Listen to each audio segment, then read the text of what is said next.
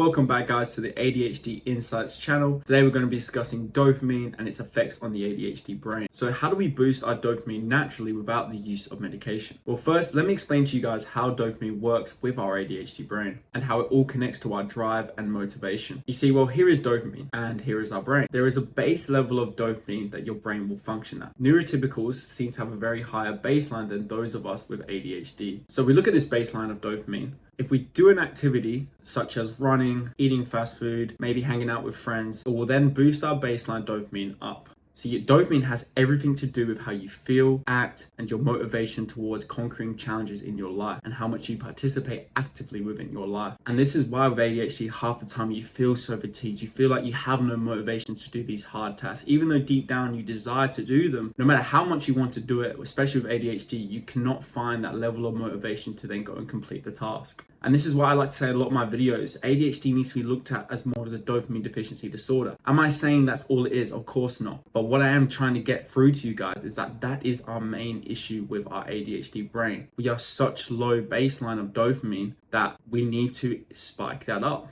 And you're probably wondering, how do we do that? How do we spike our dopamine up naturally without the uses of medication? So for our brain to get dopamine, it requires us to take action. See, dopamine has a very important role to play in your body. It controls things such as memory, sleep, learning, concentration, movement, and other bodily functions. Another interesting fact is that dopamine is a signal to our brain in expectation of a reward. So we actually get more dopamine in the anticipation phase than we do when we actually complete the task. This is why that chocolate bar or that donut beforehand feels like it's going to give you the most amount of energy possible. And then after you kind of eat the donut, you've felt kind of disappointed. You're left feeling like that wasn't worth it. It's the same feeling you get after you're hungover.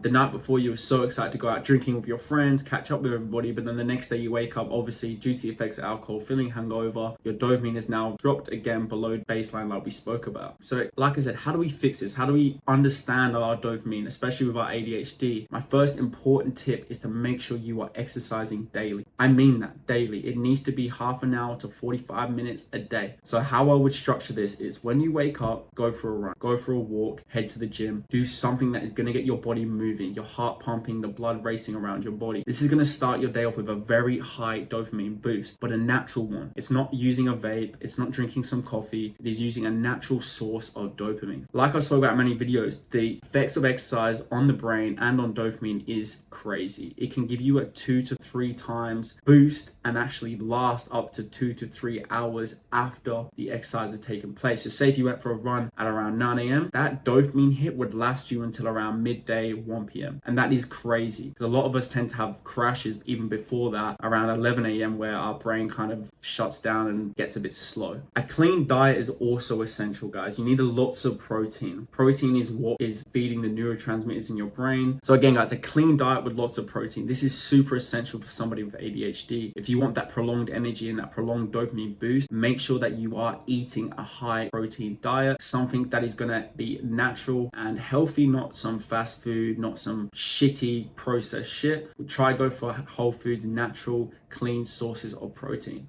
And these sources of protein can range from red meats to legumes to soy to lime main mushrooms, anything that will give you that energy boost that you prefer to eat. I'd highly recommend looking up lime main mushrooms though, guys. It's a very good natural source of dopamine, and a lot of people do use these forms of mushrooms to treat their ADHD. Although there isn't much science backing this, I still believe that it's worth the shot.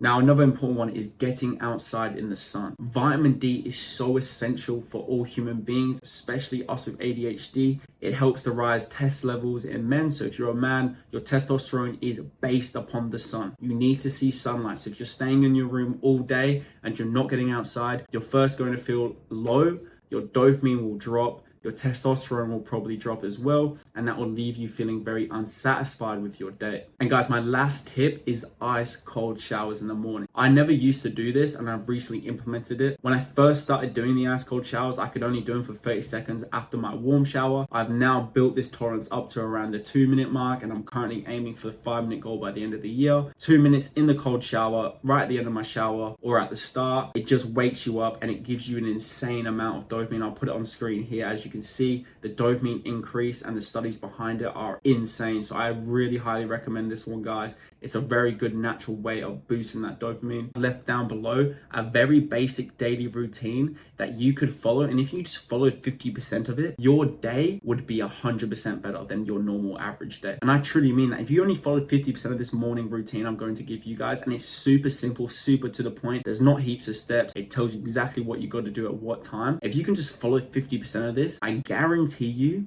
and I say this, I guarantee you, you will feel 100% better. Because even though, yes, you're not following it to the T and you're not doing everything in there, because this is my routine, if you can mix and match and change things to match your routine and kind of implement, again, my routine into yours, you will notice a very significant rise in your natural dopamine. But if you do not replace these bad habits and simply just eliminate them, you're actually going to feel a lot worse and thinking, well, what the fuck did I quit these dopamine devices in the first place? And that is because you're not replacing them with the habits that I gave you in today's video. Guys, it is super important to understand that when you take these short-lived dopamine devices, although they are fun, although they give you that quick enjoyment, that short-term motivation will quickly be depleted. And what I mean by that is by picking up cheap sources like smoking weed, drinking alcohol, high-risk things like, vaping, anything, smoking. It could be a range of things that are giving you a quick, cheap boost of dopamine. Again, even fast food, it's just gonna rob you of your future self. So with every action, it has to be an opposite and equal reaction. So that is why when you do these cheap dopamine sources, you're only robbing your future self. By doing exercise, by eating right, by taking care of your health, you will actually increase your dopamine naturally and get to a point where you feel somewhat okay. And if you'd like to learn more about dopamine on its effects on the brain, I'd highly suggest checking out Andrew Huberman's video on this. He speaks very in depth for around 2 hours, like a uni lecture about dopamine. So that's something that you're very interested in. I'll leave the link below. So guys, if today's video helped you or gave you something new to learn or something new to take home with you, if you please drop and click that subscribe button, I would appreciate it, guys. Also smash that like button. I can't thank you guys for all the recent support on all the videos. It's honestly been insane and I couldn't even imagine it when I first started this channel. Like I always say, guys, my goal is to try help this ADHD community build themselves up, and instead of sitting there